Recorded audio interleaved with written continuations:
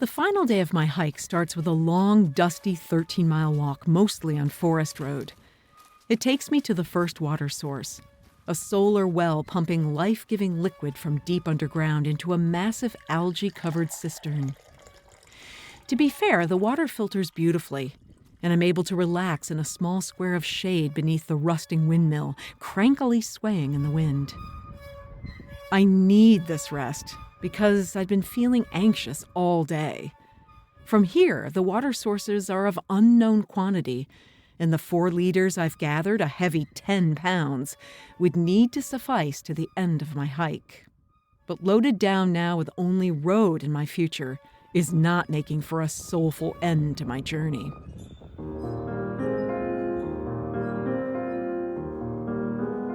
You're listening to the Blissful Hiker Podcast.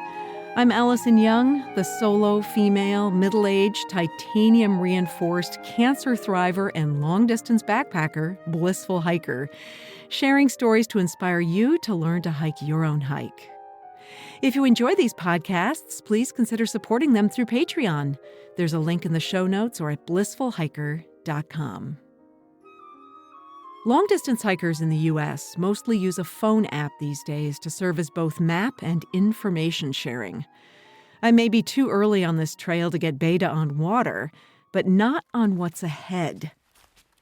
Many hikers suggest skipping the road entirely to enjoy the narrows-rimmed trail on top of a mesa. They say it'll take longer to walk, but it's one of the coolest things you're going to do. Beyond the mesa, a hiker has a choice to continue walking on busy tarmac or to take the Zuni Acoma Trail, a 7-mile walk across a 100,000-year-old lava flow. Calculating water, daylight, my energy level, and when exactly I need to get a bus from Grants to Albuquerque and fly home, I conclude that the mesa was doable, but the lava rocks are out. It's not called El Malpais or the Badlands for nothing. Spanish explorers avoided the lava completely out of fear of getting lost or falling into one of the many hidden cracks and caves. Barring a miracle, I simply didn't have enough water to get through safely. We've got a saying in the hiker community: the trail will provide. It signifies the aid and assistance hikers encounter on trail, encouraging trust and faith that things will work out eventually. In all my 13,000 miles of walking, I've been awed by the mysterious ways I've been supported, whether tangibly by a ride or offer of food, or more spiritually, like a change of scenery that brings me back to the reason I hike in the first place. As I climb up to the top of the mesa, I can feel things changing. The dusty roads out of sight, the noise of traffic drowned out by wind whispering in the junipers and pinon. And the view is astounding, only becoming more so as the sun begins to dip over a black sea of lava rocks, reaching towards the horizon. Okay, I think to myself, this is enough. My hike feels complete, seeing this beauty. Ready for a little rest to drink and enjoy the view, I spy a fallen log near the edge that appears to be somewhat shaded. I'll sit over there and have a few sips of water, and then I'm going to move on and look for a place to camp. It only takes about a minute to reach the fallen log, but I'm stunned by what I discover.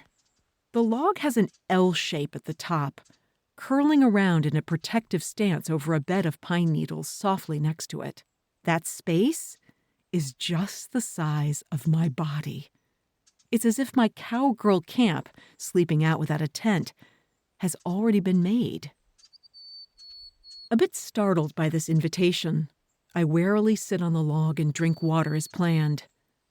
But soon it becomes obvious that I need to stay right here. It's 6:30. It's going to be dark soon. I don't need to hike anymore. This spot is ideal. I usually tend to wait until it's dark before setting camp so as not to draw attention to myself. So I get up and explore my rock veranda, take pictures of the sandstone cliffs turning orange with the vast Badlands behind, and suddenly, right in front of me, there's a miracle. A worn depression in the rock, maybe a foot deep, is filled with water. Of course, it has to be filtered, but the message was clear. You want enough water so you could feel safe hiking the lava rocks tomorrow? Well, here it is. Like moving through the journeys of our lives, every step on a hike requires decisions and choices. I'd made my peace with not hiking the lava rocks because it would be unsafe without enough water. But now, I could do it. Beyond the material support is the fact that this fallen log called me to this beautiful place of solitude, one that's unimaginably beautiful, yet the light is brief and transitory, requiring me to pay attention and be totally present. I don't think I've ever felt so calm and trusting on trail. Letting go and simply allowing the trail magic to reveal itself. It's such an empowering place to reside. With deep gratitude, I crawl into my sleeping bag on a mattress of pine needles under a star-filled night, then watch a magenta waxing moon chase the sun over the western horizon. You can subscribe to Blissful Hiker wherever you get your podcasts, and please leave a review on Apple to help the show get discovered. I've got lots of pictures up right now at blissfulhiker.com. That's also where you can find other episodes, the blog, and contact me, blissfulhiker.com. Until next time, my friends, kia kaha and happy trails.